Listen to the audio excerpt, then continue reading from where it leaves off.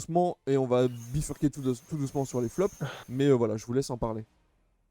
C'est vrai que moi je connais pas, j'ai jamais lu de comics Superman, peut-être une fois il y a longtemps. Donc les, les différences scénaristiques ou même que ce soit dans la genèse ou vraiment enfin les différences profondes avec les comics Superman, moi je les ai pas ressenties.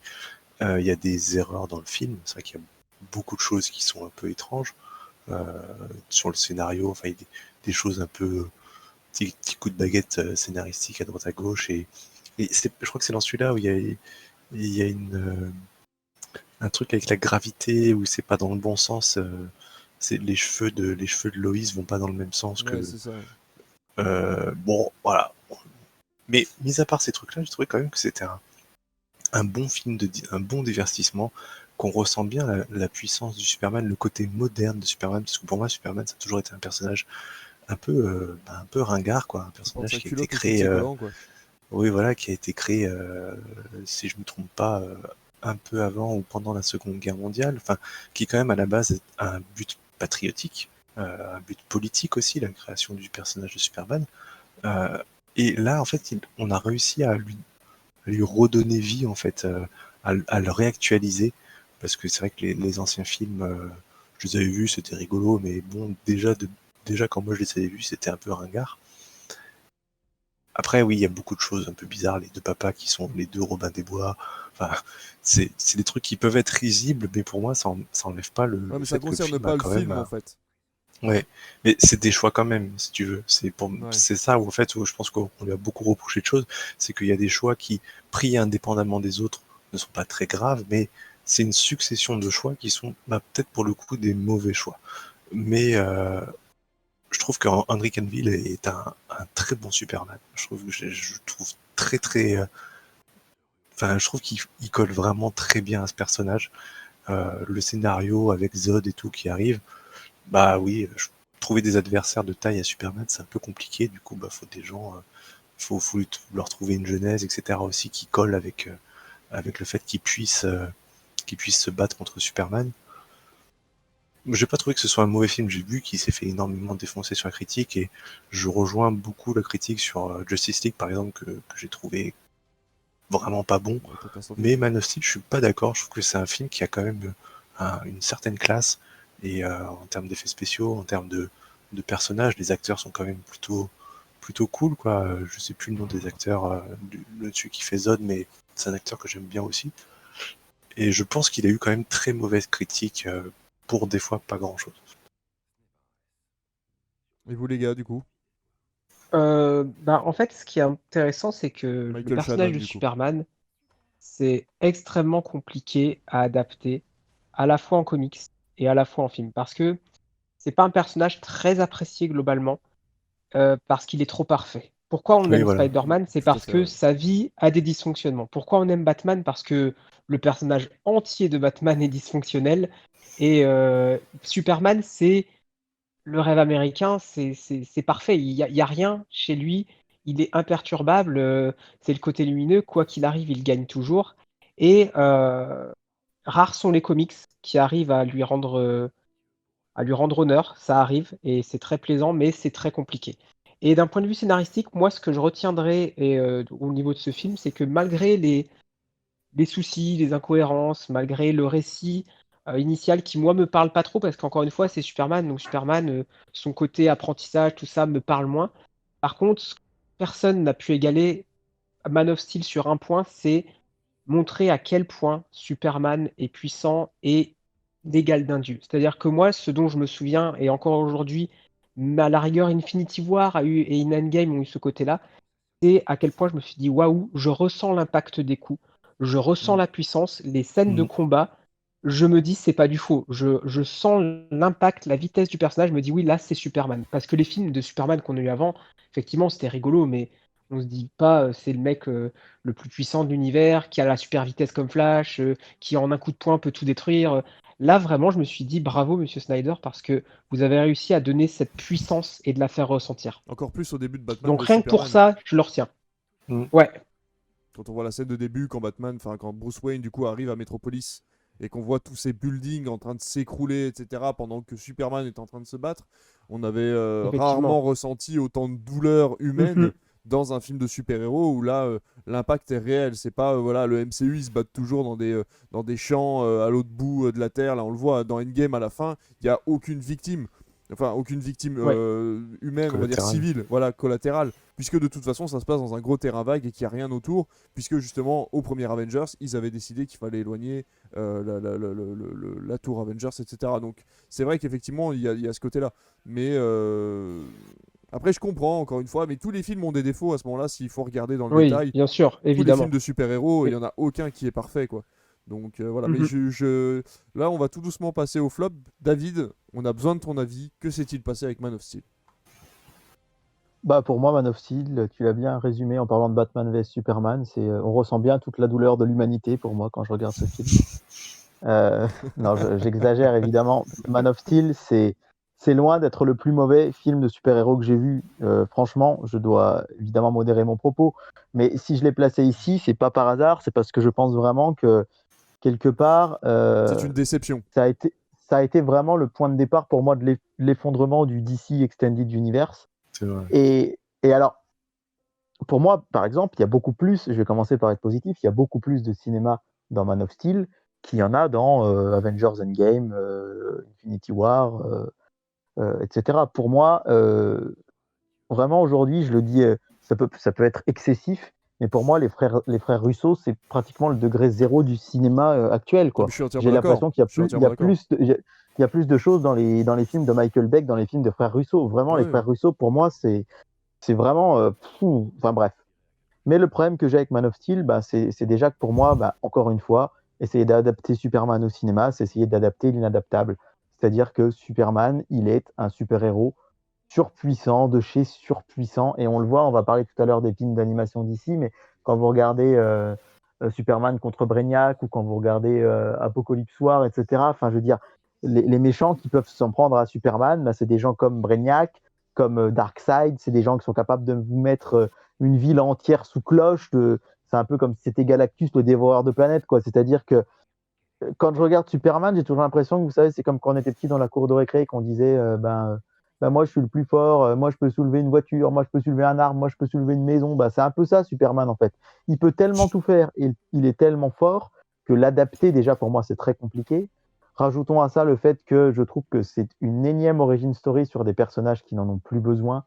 Qu'on passe même si je n'ai pas aimé Doctor Strange, qu'on passe enfin, que je n'ai pas trouvé terrible Doctor Strange, c'est légitime, je trouve, de faire une origin story. Là, Man of Steel, pour moi, est beaucoup trop long, plus de 2h30, qui met des plombes à nous raconter les origines de Superman, alors que il fait partie des 3-4 personnages, comme Batman, comme Spider-Man, dont on connaît pratiquement tous les origines. Je dis pas qu'il ne faut pas le faire, mais ça aurait mérité d'être beaucoup plus court. Mm. Je trouve qu'il y a du fond vert et des effets spéciaux de tous les côtés, mais ça, c'est Zack Snyder, hein, c'est 300. Il ne faut pas oublier que C'est c'est le Warner en réalisateur de général 300, aussi. c'est-à-dire Ouais. qu'au bout d'un moment, t'as l'impression qu'il pourrait tourner le film dans mes chiottes si j'avais de la peinture verte au mur, quoi. C'est-à-dire que c'est vraiment du CGI de partout. Euh, je trouve que. Enfin, j'avais vu il y a quelque temps une vidéo du Fossoyeur qui parlait de Man of Steel, et j'étais en plein accord avec ce qu'il disait, où le fait que le film prend son temps, à des moments où il devrait aller plus vite, et à l'inverse, il va trop vite quand il devrait prendre son temps. Le moment où il prend la cape et où il devient Superman, je trouve cette scène vraiment presque risible, tellement on ne comprend pas finalement ce qui a été le déclic. Je vous parlerai pas de la scène de la mort de Kevin Costner, qui pour moi est une des scènes les plus risibles aussi de l'histoire du J'ai pas compris. cinéma. Moi, je l'aime bien cette scène. Euh, Je comprends pas. Moi, Ben, je trouve pourquoi il peut c'est pas le sauver en fait? ouais, c'est d'un ridicule. Il passe. En plus, après, je veux dire, déjà, la scène est complètement con. Alors, je sais, vous allez me dire ce que tout le monde dit. Oui, mais il va pas sauver son père parce que tout le monde entier saurait que ce serait Superman et ce serait pas bon pour lui, etc. Mais bon, il n'empêche que déjà son père qui, au lieu d'aller se mettre à l'abri, essaye d'aller sauver le chien. Je sais qu'on peut avoir du. Enfin, il arrive un moment, avec tout l'amour que j'ai pour les animaux, peut-être que tu peux te dire, bah, je vais plutôt rejoindre ma femme et mon fils plutôt que d'aller sauver le chien. Le fait qu'il regarde en disant non, viens pas me sauver, après, enfin, on trouve le geste complètement con, et le Superman lui-même le trouve complètement con, puisqu'après il passe tout le film à le regretter de ne pas l'avoir fait. Et Ouais. ça, moi, cette scène, je la trouve vraiment risible. Je trouve que globalement, voilà, c'est un film qui.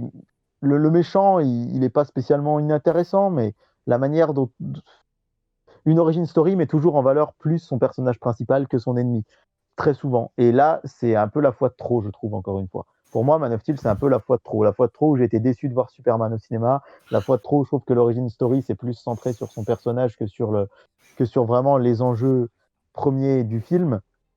Et puis, ouais, toute cette histoire de pompe à gravité. Enfin, bref. Surtout Moi, qu'en termes d'origin story, enfin, Superman, c'est quand même, à ma connaissance, presque le seul super-héros qui a eu une série tout entière sur ouais, c'est ça. Ouais. comment il comment il a grandi, comment il s'est formé mentalement, etc. Et à encore une devenir fois, Superman. les recours scénaristiques de Smallville étaient d'une redondance absolument ignoble. Nous, on regardait ça parce qu'à l'époque, c'était un peu la révolution. On avait enfin des super-héros toutes les semaines au ciné, enfin à la télé. Mais faut dire ce qui est, toutes les semaines, c'était à peu près pareil. Il retrouvait de la kryptonite dans un bout du champ, il se retrouvait sans pouvoir, il était obligé de faire sans, et puis en fait, il découvrait qu'il avait un nouveau pouvoir. Enfin, c'était quand même assez Oui, redondant, quoi. mais du coup, c'était déjà fait, en fait. Il n'y a pas besoin, Ouais, c'est vrai, ouais, complètement. Ouais. d'en rajouter une tonne pendant le film. C'est vrai que le film est quand même assez long, le rythme est un peu bâtard. Enfin, d'un seul coup, Bah, ça va c'est ça, super le vite, rythme, puis d'un autre côté, ça s'arrête. Enfin, le c'est un peu rythme m'a difficile vraiment à suivre, quoi. plombé. C'est ça. Et ce que dit Fabien est très juste. C'est vrai que la scène, en plus, ce qui en rajoute, c'est les effets chant contre chant, un zoom très lent sur Kevin Costner avec cette espèce de musique où vraiment là, Zack Snyder nous dit attention les amis, c'est là qu'il faut pleurer quoi. C'est, il y va tellement avec ses gros sabots. Et après, Henry Cavill, ben, il est extrêmement lisse dans ce film, mais tel qu'est le personnage de Superman, j'ai envie de dire d'une manière générale dans les comics. Il est aussi lisse que Ben Affleck va être stoïque et je veux dire voilà quoi, j'ai l'impression que j'aurais plus d'affection en faisant un câlin à un bloc de granit ou de marbre qu'à Ben Affleck dans Batman vs Superman quoi. Et c'est vraiment, je trouve que là on a Ouais, mais vraiment poussé à ben, l'extrême la licitude de, je veux dire, on va parler tout à l'heure des films d'animation d'ici, et si on peut par extension des comics, mais comparer. Alors je m'éloigne un petit peu, mais le Batman vs Superman au Batman du Dark Knight de Miller, c'est pour moi une des plus grosses conneries qu'on ait jamais pu dire. Et je veux dire, là c'est pareil, quelque part, Henry Cavill, oui, il est bon en Superman parce qu'il est lisse, mais en même temps, c'est un acteur qui est capable d'énormément de bonnes choses, c'est un très très bon acteur. Et je lui jette absolument pas la pierre pour la manière dont il joue son rôle, mais un peu comme Russell Crowe qui est là-dedans, alors qu'on a l'impression que ça pourrait être quelqu'un d'autre à sa place. Quelque part, je trouve que Man of Steel, c'est le film des occasions manquées. Et je dis encore une fois que c'est loin, je préfère 1000 fois Man of Steel à Superman Returns. Et pourtant, j'adore Bryan Singer. J'ai encore vu un de ses premiers films il y a quelques jours et que j'ai trouvé vraiment formidable. Mais là, c'est le film des déceptions, c'est le film des occasions manquées. Et pour moi, il va être, mine de rien, le début d'une nouvelle ère. euh, dans le... Alors que, encore une fois, moi, j'ai pas vu Smallville, je connais pas Smallville, donc je peux pas vous dire que les origin story, je les avais... c'est pas parce que j'en ai eu marre de les avoir vus déjà une fois, mais c'est vrai que ce côté-là, moi, j'y attendais vraiment du renouveau. Alors, je fais partie des gens qui ont été extrêmement déçus du fait qu'il n'y ait pas eu de suite à la trilogie de Dark Knight, comme je vous le disais. Il faut savoir quand même que chez Warner, ça n'a pas été loin quand même hein, que Christian Bale reprenne son rôle. Et pour moi, je me suis dit, bon, ben voilà, quand j'ai vu Christopher Nolan à la production, je me suis dit, bon, ben certes, il réalise pas, mais il va y avoir sa patte. Et en fait, je pense que Nolan et Snyder sont beaucoup, beaucoup trop incompatibles dans leur cinéma pour qu'on puisse reconnaître la patte de Nolan dans ce que fait Snyder. Et j'ai vraiment eu cette impression, bah tiens, j'ai peur que ça parte sur de mauvaises bases. Et quand j'ai vu après ce qu'ils ont fait avec Batman vs Superman, Justice League, etc., etc., etc., aujourd'hui, à part Aquaman, Shazam, peut-être un peu Wonder Woman, je trouve qu'il n'y a vraiment pas grand-chose à sauver dans leur univers. Et quelque part, pour moi, tout est un peu parti de ça. C'est aussi pour ça que j'en veux à Man of Steel. Voilà, pour être un peu assez complet sur mon ressenti. Eh bien, c'est un très très bon résumé d'un flop là pour le coup. Mais c'est hyper intéressant. Je trouve ça très intéressant finalement de voir que, à comparaison sur un même film, on puisse être d'avis différents puisque comment dire, on ne s'arrête pas forcément sur les mêmes détails pour apprécier un film. Et finalement, voilà, moi justement, ce fameux gros ralenti. Alors, ça fait longtemps que j'ai pas vu Man of Steel, mais ce gros ralenti par exemple du père avec la tornade et tout, le fait qu'il aille sauver le chien. En fait, moi, ça ne m'a pas du tout choqué, puisque j'avais besoin à ce moment-là de drame pour déclencher des choses chez, chez, chez, euh, chez Clark Kent. Et du coup, ben voilà, pour moi, c'était le retour, comment dire, le déclencheur scénaristique pour le faire. Donc c'est vrai que bon, forcément, Je suis pas allé chercher bien loin, mais c'est vrai que je suis plutôt bon spectateur pour ce genre de choses. Donc tout est voilà, je me jette la kryptonite comme dirait Fabien. On va rester sur les flops. On va rester chez DC puisque Jeff, tu vas nous parler de 3 films assez brièvement Non, pareil, je sais. et qui t'ont Je sais pas déçu. quoi choisir. Et bah vas-y, dis-nous tout. Pourquoi tu n'as Bah, pas aimé ces films-là? Le premier, je vais te le laisser parce que c'est le tien aussi, apparemment. Je vais plutôt choisir Shazam parce que c'est vrai que Justice League, tout le monde, Bon, on a tout déjà le assez monde tapé connaît, dessus, un ouais. peu, on a déjà Ouais. assez tapé. En plus, il y a peut-être la Snyder Cut qui va peut-être arranger tout ça. Donc, je vais plutôt me pencher sur Shazam en fait, qui m'a laissé un goût amer un peu dans la bouche parce que la bande-annonce me bottait bien, le, le pitch du film pardon, me bottait bien.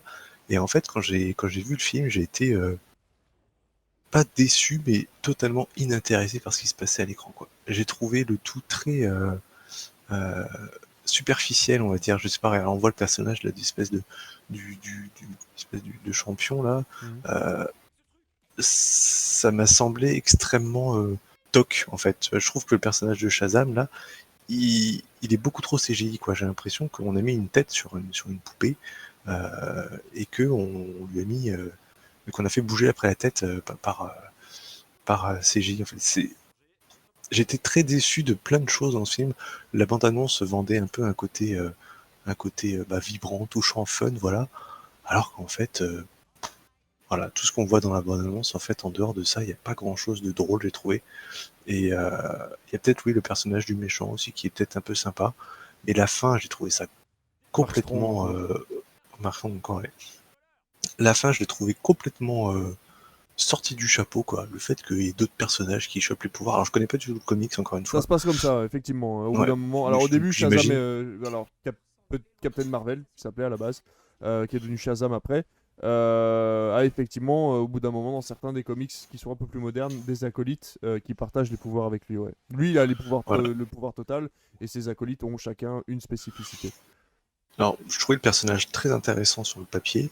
J'ai trouvé que la façon de le transmettre à l'écran est ratée. Peut-être parce que justement, ils n'ont pas voulu faire trop de CGI, donc j'ai l'impression qu'il y a beaucoup de carton-pâte un peu partout. Ça se ressent, je trouve, beaucoup. Alors, on aime ou on n'aime pas. Moi, j'ai trouvé ça mal fait, en fait, trop visible.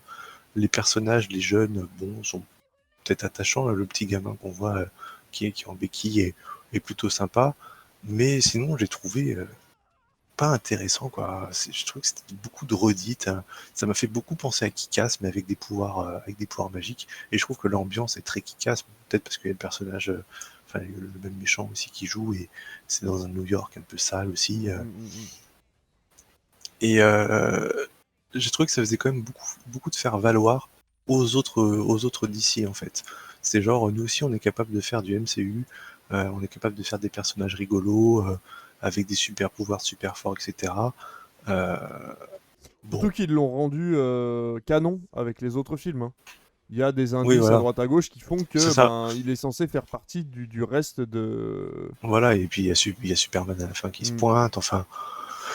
Mais sans être un navet ou un gros nanar, j'ai trouvé le film très décevant par rapport à ce qu'il essayait de vendre, en fait, l'espèce de DC Comics qui se dit bon bah ok, qui fait abandon honorable, on a fait une connerie avec Suicide Squad, on a fait une connerie avec Justice League, mais on vous sort Shazam, vous allez voir, ça va être vachement bien. En fait, non. Quoi, ouais, et puis voilà, on dirait Gérard Vives exactement. Et un mélange entre Gérard Vives et Adam Sandler. Et je trouvais ça raté, en fait. Il y avait des bonnes intentions, mais c'est raté. Ah oui, d'accord, ok, je vois. Ouais, bah moi j'avais passé Gérard Vives, pour ceux qui savent pas, c'est dans Hélène et les garçons, c'est voisines le d'à prof côté. de gym. Les voisines d'à Les côté. C'est dans les filles d'à Les côté. filles d'à J'y côté. prêche un peu de Pardon, référence. Quand on pardon. parle de cinéma, on parle de cinéma. Bon sang.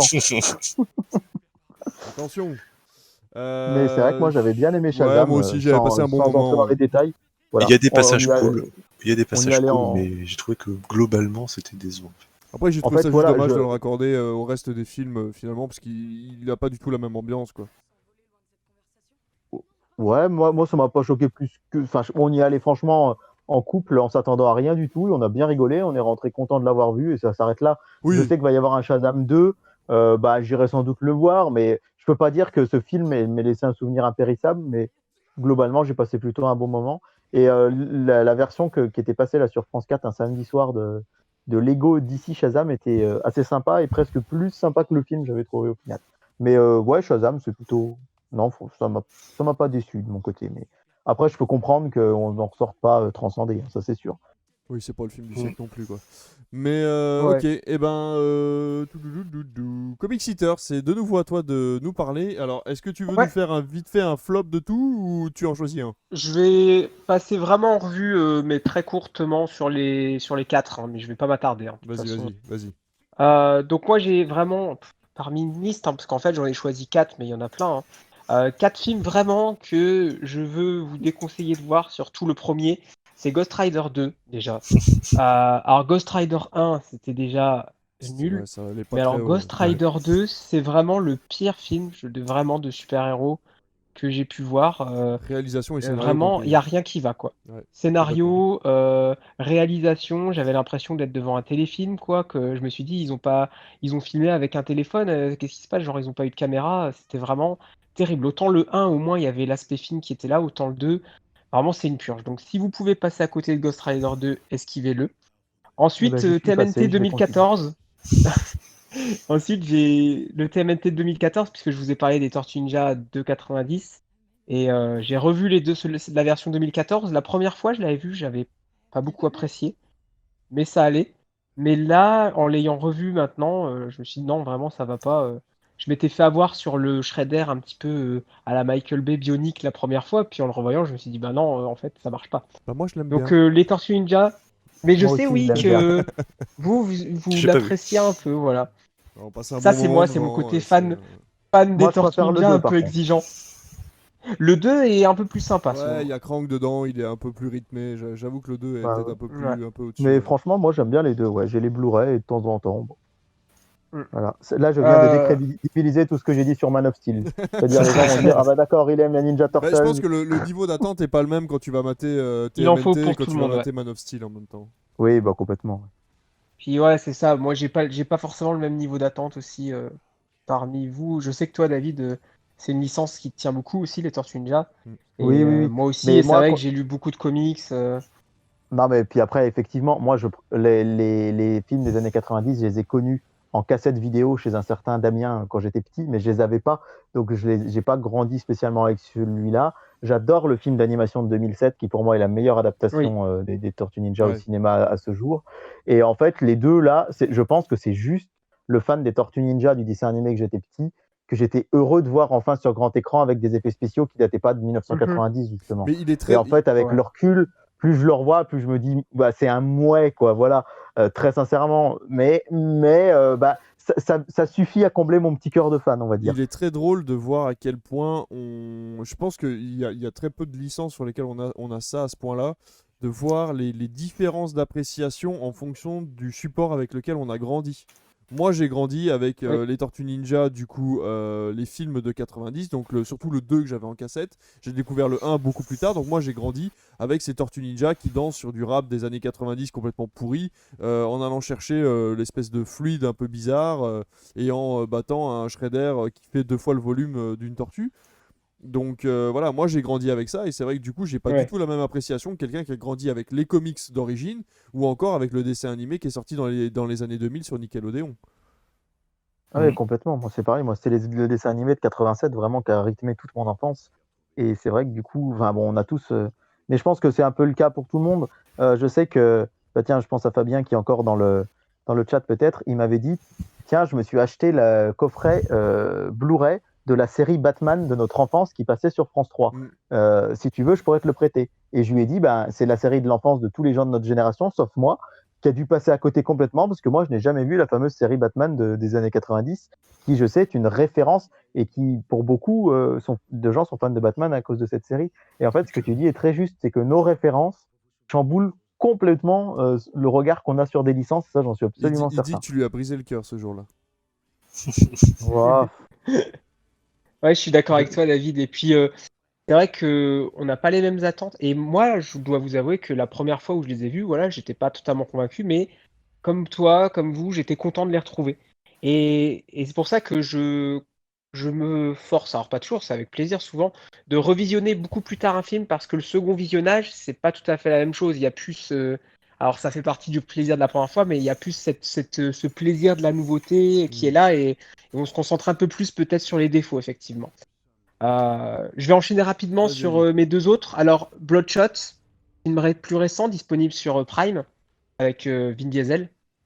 Alors, Bloodshot, c'est un comics que je n'ai pas lu, hein. C'est un comics qui est édité en France, non pas chez DC ni chez Marvel. Je sais exactement où. Valente Comics. Ouais, c'est ça, merci. Euh, et bah vraiment, c'était pas fou, quoi. C'était encore une fois semi-origin story avec vraiment une histoire derrière, des effets spéciaux pas forcément réussis. Et puis, je suis vraiment pas fan de Vin Diesel. Je trouve qu'il ne dégage rien. Il n'y a aucune émotion en lui. Mais T'as c'est tout voulu le gay. temps. Ça pourrait le faire une fois de temps en temps, mais non. Autant The Rock, dans la même acabit, me fait ressentir des choses, autant Vin Diesel, c'est la version où il n'y a plus rien. C'est The vide à Rock est l'intérieur. extraordinaire. Enfin, je veux dire, moi, enfin, sans forcément aller sur le chef-d'œuvre, à chaque fois que vous avez The Rock à l'écran, je veux dire, même Rempart à Vous êtes l'époque. content. Non mais Rempart, moi je suis sorti de la salle, j'étais refait. Le mec a produit le film, il est resté Mhm. derrière en permanence, il joue dans le film et on passe un super moment. Même Jumanji, je suis désolé. Alors moi je préfère largement la première version des années 90, il y a aucun problème. Mais quand j'ai été voir Jumanji au cinéma avec The Rock, eh ben je trouve qu'il a réussi à relancer la série Ouais. de façon moderne et tout. Et pareil pour Fast and Furious quand il est arrivé dans la saga. Donc non, non, là Mm. pour le coup, c'est limite même pas comparable. On touche pas à The Ah Rock. bah Ah, je suis moi, je suis d'accord. Moi d'accord avec j'adore The Damien Rock. là-dessus. Je suis pas. Moi, ouais, enfin, The Rock, c'est quand même pas l'acteur du. Enfin, je sais pas. Ah bah On peut pas dire pour moi qu'il. c'est du popcorn par contre, hein. Voilà, Ah c'est bah du Oui, oui, non, mais popcorn. mais bien Alors sûr, non, non, après, là-dessus, tu peux pas c'est lui pas de demander la de tourner dans réessai. un. C'est pas de la Il va réessai. faire du Woody mais Allen. ouais, mais c'est pas non plus Christian Bale si on parle Ah de non. Mais non, super-héros mais bien ou sûr. même ou même Robert Downey Jr. Enfin, je sais pas. Non, mais Enfin, Ah non, non, ça non, c'est non, sûr, non, non, mais mais c'est une histoire. c'est même pas dans le super-héros, quoi. C'est dans Non, le non, non. film Mais oui. vraiment où tu ouais, non, poses le c'est pas cerveau et. comparable, hein. C'est ça, C'est complètement. Il crée un moment de détente beaucoup plus agréable que les films dans lesquels joue Vin Diesel. Voilà, c'est ça que je voulais dire. Ouais, je Mm. suis d'accord. Et pour Ça aussi. terminer, le dernier, c'est les. Alors, on aime bien l'appeler avec David, on l'appelait comme ça à l'époque, les F4, les F4 Tastic Four. Oui, les Donc fat là, castiques. voilà, les Fat Les Castiques. F4. Donc la version 2 Quatre- des 4 Fantastiques, hein. Et Ah, alors, quelle je douleur, mais crois que quelle David, tu vas douleur. en parler plus tard des 4 Fantastiques, le premier film, Ouais. avec Jessica Alba et notre cher Captain America, hein, Chris Evans. Mais la nouvelle version qu'ils avaient fait, c'était vraiment affreux parce que la première version, je suis pas très fan, il y a énormément de défauts, c'est assez kitsch. Mais je trouvais par contre qu'ils avaient bien trouvé un acteur et que Doctor Doom fonctionnait et qu'il y avait quand même deux, trois choses. Là où la nouvelle version, elle s'est un peu jouée un peu plus sombre justement. Ils ont changé le casting, ils ont voulu tenter des choses et vraiment c'est une purge pour moi les nouvelles versions des 4 Fantastiques. Et du coup à ce jour-là, nous n'avons pas eu de version, je trouve, potable des 4 Fantastiques. En fait, il a essayé Et de c'est copier le là-dessus film que je qu'il avait terminerai fait. mon flop. Il avait voulu. Josh Tank a essayé de copier l'ambiance qu'il avait dans son premier film qui s'appelait. C'était pas Phénomène, mais je sais plus. Vous savez, c'était ces Hmm. 4 garçons qui chopaient des pouvoirs là. C'était filmé en Steadicam.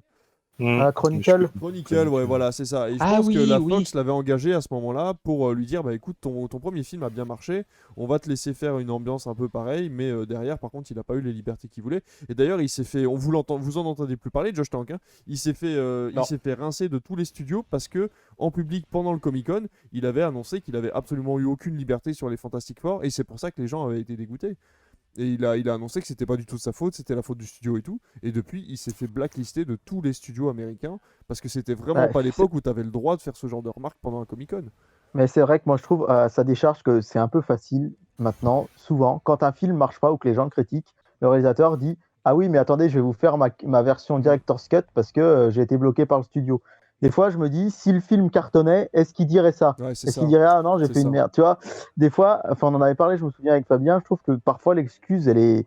Moi, les Fantastiques, là, c'est un des rares films où je suis même pas allé au bout. Et c'est très très rare. Mais je crois qu'au bout de 3/4 d'heure, j'ai vu qu'il restait plus d'1 heure encore. J'ai dit non, c'est même pas la Moi, peine. quand j'ai vu les fonds Donc, je te noirs, les rejoins fondus tout à au fait. noir, genre 1 an plus tard, 15 heures plus tard, Ouais. t'en as au moins 3-4 dans le film, t'es en mode, mais mec, t'es pas assez doué en tant Ouais. que réalisateur que pour faire des ellipses où les gens comprennent qu'il y a eu du temps qui s'est écoulé, quoi. Et en plus, le Et film ne dure le- qu'1h45. Le mec Ouais. qui fait Monsieur Fantastique là, j'ai déjà vu autre part, mais je l'ai vu où? Ah, Fabien te demande si tu penses à Zack Snyder. En parlant de réalisateurs qui veulent Un petit refaire peu. leur... Bah, Non, mais là, c'est après, différent parce ouais, que Zack parce Snyder, qu'il y a eu l'histoire le est décès de sa différente. fille. Enfin, je veux dire, moi, je Ouais. veux pas jeter à la pierre à Zack Snyder sur Justice League avec ce qui est arrivé à sa Non, fille, puis c'est etc. surtout que le et film bref. était prêt, enfin le film était fini. Là, les reshoots qui ont eu lieu avec, Oui, oui. on pourrait en parler pendant des heures, mais les reshoots qui ont eu lieu avec Joss Whedon, enfin là, on n'est pas du tout sur la même histoire. Là, pour le coup, le mec avait son film, il l'avait entièrement dans les mains avec les Fantastic Four.